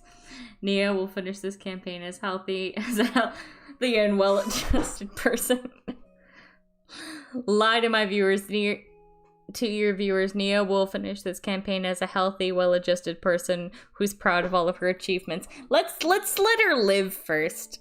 You know, it's really not nice to lie to people. It's funny that you think she's already a healthy and well-adjusted person. That's fucking hilarious. As for what class I'd be, I honestly think I'd be a druid. I'm just being honest. Because that's my absolute favorite class, but I think I lean very much into that witchy kind of naturey aesthetic. I don't draw myself with it a lot, but that's kind of just my day-to-day aesthetic.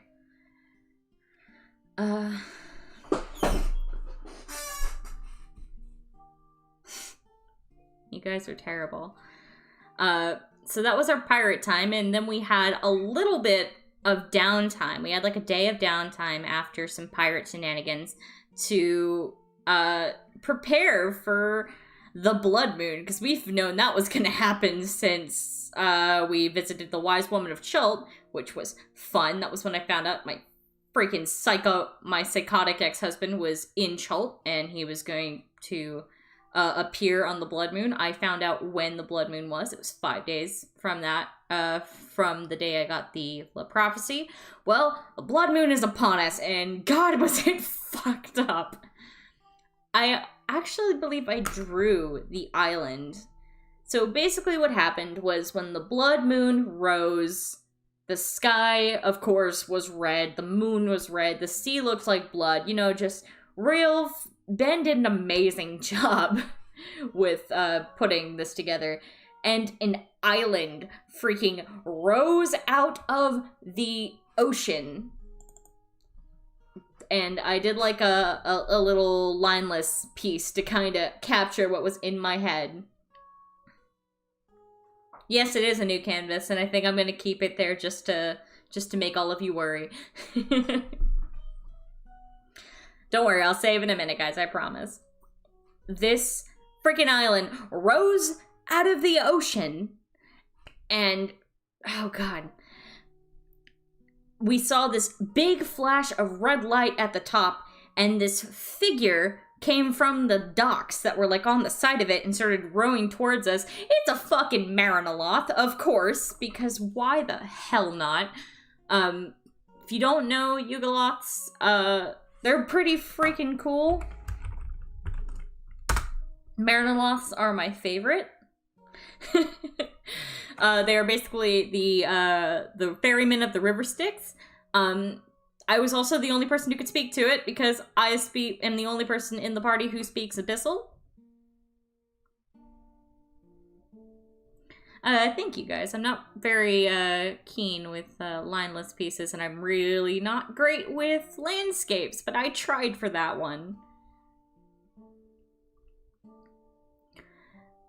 So, this Marinoloth comes to collect us, to bring us to the boat, or bring us to the island, not on the boat. And we just kind of get a few minutes to, like, kind of mentally prepare ourselves. Arrow's wearing her cult robes at this point, because she kind of catfished, lied, I guess lied is a better word, to her husband with a sending message saying that she had, like, seen the light, and she was going to come back to the church and to find her in Chult, and blah, blah, blah. It was where we first heard about the blood moon. So Arrow had donned her old cultist robes and was going to keep this ruse up until she saw her son, and the plan was to grab her son, potentially kill her husband, and run like hell. It's not what happened, because when we got to the island, a giant shadowy mastiff greeted us. Just for the record, this is a cult that worshipped Bane, and in this world, this dog, I believe, was a symbol of Bane. It was fantastic. This dog basically was like our guide.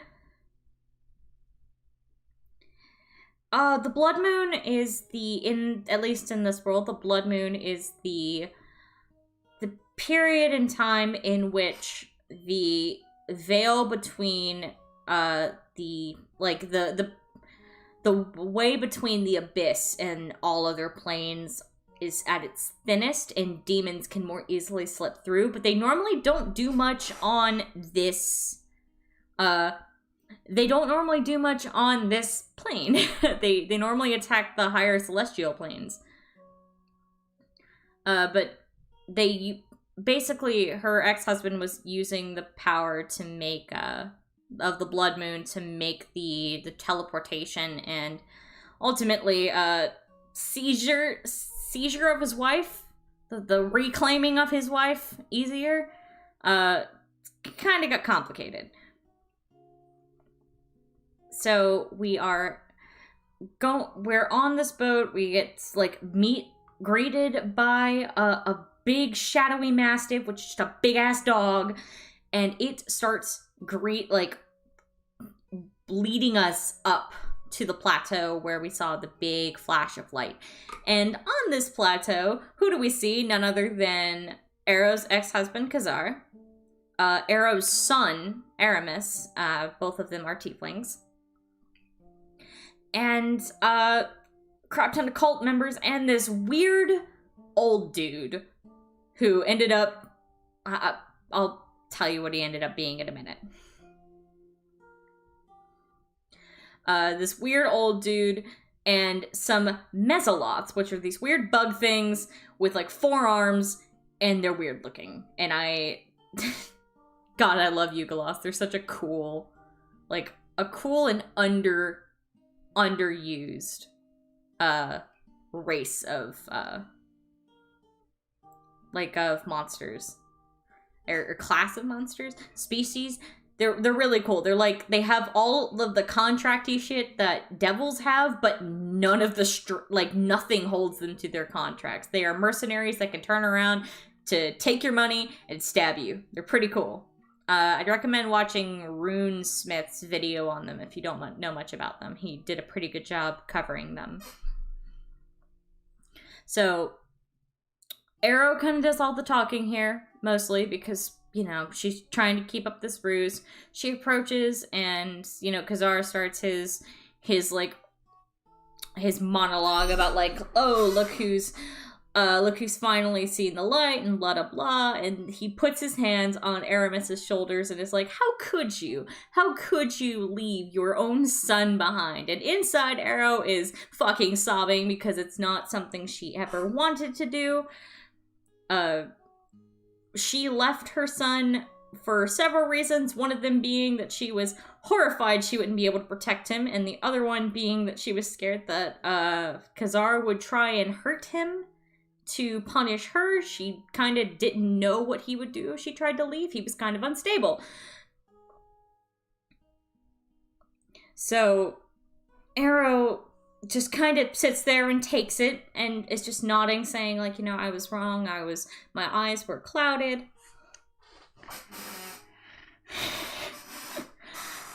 I don't have any Eaglots in my world. I'll make sure to DM me. What is it with you and traumatizing this child? Can you traumatize someone else?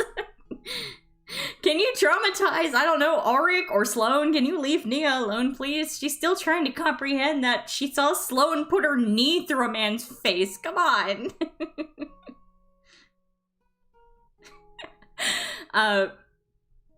Arrow's just kind of... She's just kind of sitting there nodding along, and then her son comes up to him, and it's like the most heartbreaking fucking thing, where this little boy, he's like 10 years old, and he looks up at his mom, and he's like, but why did you leave? And she's like, oh honey, I never wanted to. And it's heartbreaking, it's terrible. It was such a fun roleplay moment, but it was heartbreaking and terrible. And then this fucking old guy comes up and he's like, yes, you know, happy reunion, but now what are you gonna tell me about the man in the jacket of purple? And Arrow was like, hold on a minute, because Arrow had a prophecy about Mister, who is the man in purple. And I've recited this thing so many times, hopefully I'll be able to remember it. It's, beware of the man in the jacket of purple, the one who deals, schemes, and spreads chaos. Born of a murder, one of a half, the weave is shattered. Beware of Mister. And she recites that because she's like, no, you did not get involved with this shit. So this old man, after she, like, said this prophecy, comes up to her and is like, oh, she knows, I don't need you. She knows exactly what I want to know. And Arrow's like, no, get the fuck away from me. What did he say?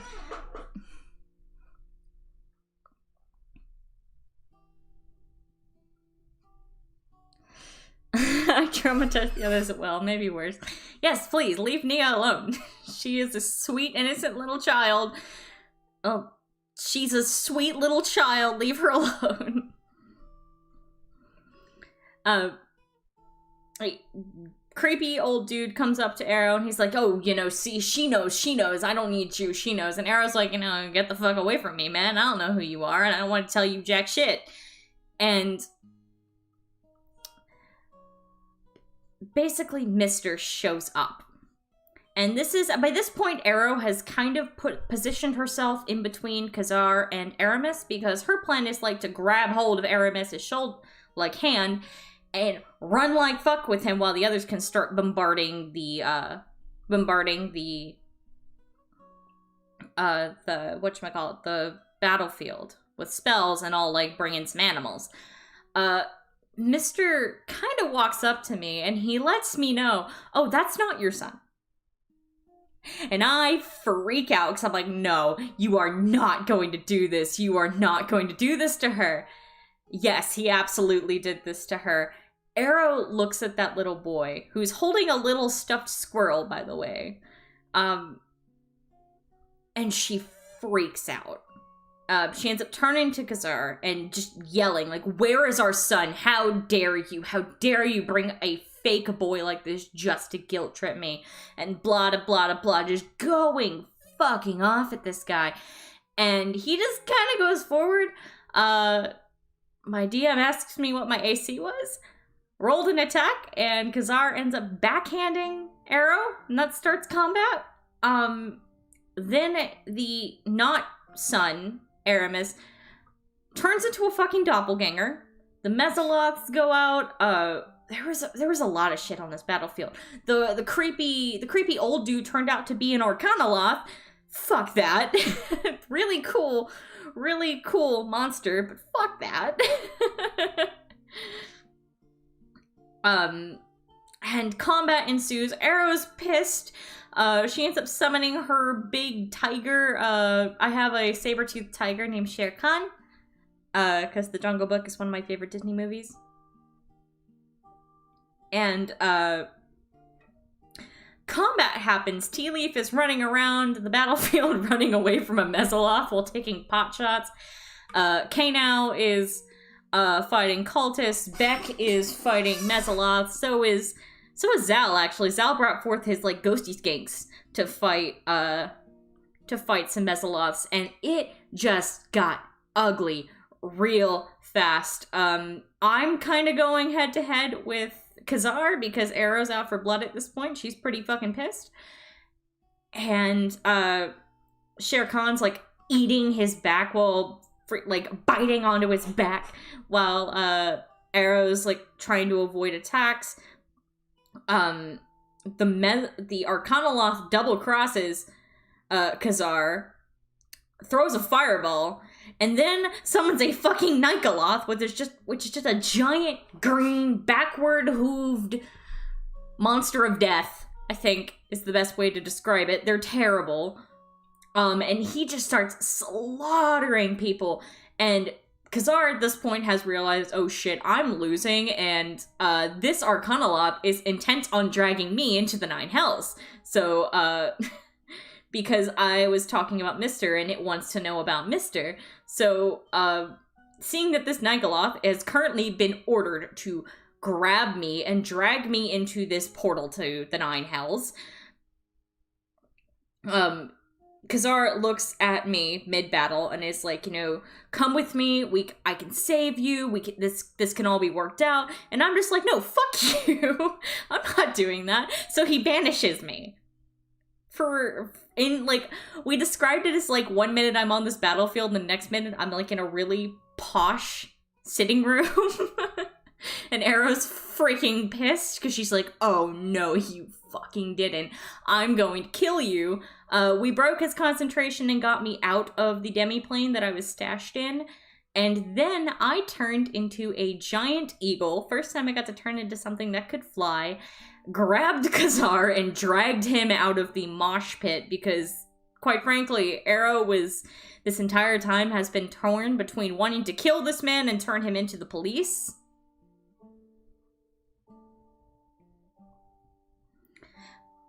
For like all of the terrible things this person has done. And the Nikoloth gets killed by Zell. The last Mesoloths are killed. The Arcanoloth is killed by Tea-Leaf, who just snipes it. And then it's quiet. All of the cultists are dead. The Nikoloth killed them all. The doppelganger was killed a long time ago. And it's quiet. Arrow puts Khazar down, and she's basically like, she's kind of contemplating what the fuck she was going to do, and she's basically like, what do you have to say for yourself? And he just looks at her and looks around, and this is like the one thing I never expected him to say, and it's kind of what changed Arrow's entire perspective on this situation. And that was, he said I should die now because without Bane I have nothing. Without the church, I don't have anything. It's been all I've had my entire life. And that hit Arrow really fucking hard, because that's exactly what went through her head when she left the church. And while in no means does she feel sympathy for what he's done, okay, I think the way I need to explain this is that Arrow has already gone through this period of guilt and feeling terrible about the actions she took part in before the party even met her. She'd been away from the cult for about 5 years before the party met her, and she'd just been hiding in the woods, finding herself, essentially, just being a druid. And hearing Khazar say that, Khazar of all fucking people, the one person that she thought would never say something like that, she realized how much she really let her fear of what he could do kind of obscure the fact that the two are very, very similar, in the sense that they are both people who were raised in a church and were taught that to be this specific way. And while it does not absolve them of these crimes, it puts a lot into perspective. So she eventually asks him, why can't he find something new? Because she found something new. It was very emotional. Again, one of my favorite roleplay moments I've ever had. I think that's probably one of my best roleplay moments, because I got so fucking into it. And I remember, I think he said something along the lines of, I expect that from you because you're from above, but I'm from below. And Arrow just got pissed hearing that, because she, in her mind, she's not any different considering she's a fallen Aasimar at this point. She's fallen from grace, as in terms of what the Celestials may want to think of her. So she just yells back at him, well, if I can, why can't you? You have the audacity to try and demean me for my choices and running away and leaving our son, but you would so quickly leave your son without a father because you can't fathom a life outside of this church. And it kind of ends with Arrow basically saying, I will help you find a life outside of this church because I wish somebody had helped me when I was looking. By no means are they going to be a married couple anymore. I do not think, but also she has a lot of genuine sympathy for him and what they both, grew up with. And it kind of ended up with us taking Kazar as a prisoner rather than killing him. I don't really know how it happened. I honestly expected Kazar to come out of this dead. What's happened since then is that Kazar has kind of gone into the jungle on his own. We kept him on the boat for a while. Him and Arrow had a few talks that I think were necessary. They needed to happen. Where she kind of told him what she did and how being among nature was such a relief for her when she was looking. Basically, when Arrow left, she hid in these woods, not too far from where she ran away from, actually, because she couldn't get too far. And the way she describes it is that when she was in these woods, she remembered hearing a voice that she couldn't quite understand what it was saying yet. And every day, that voice became more clear until she finally understood what it was telling her. It's my way of flavoring how she learned Druidic. But she attributes that voice as her second chance, kind of. And so right now, Kazar is going through Chult. He's heading back to Port Nine Zaru. She has given him enough money to hire a guide to take him to the Arakakra Sanctuary of Kursabal, where Arrow actually intends to live after getting her son back. She intends to take him back to Kursabal and teach her the things that she was taught and the things she learned. And currently, she gets a sending message from him mostly every night, just, checking his progress. And Kazar is kind of embarking, I guess, on the same kind of journey that she did. Honestly, I think it's a really interesting way that arc played out, because I like that Kazar was kind of humanized a little bit, because I don't like villains just being blanket villains. I think that it's interesting for a character's perception of this person to change. And while Arrow is definitely not going to keep her marriage to this man, I think that it makes sense for her being the type of person she is. She's a very nurturing individual. She does not like watching other people suffer, especially the way that she did when she first was trying to figure out the world without the church, without Bane to guide her. I think it only makes sense that she'd want to reach out to that individual too. Again, my DM did a fantastic job with it. The roleplay that happened during it was fantastic. I think it was probably one of my favorite just arcs I've ever been through in a game. I'm not sure if I'd call it a redemption arc for Kazar yet, but I think it put him on the path to one, and I think it makes for very interesting story of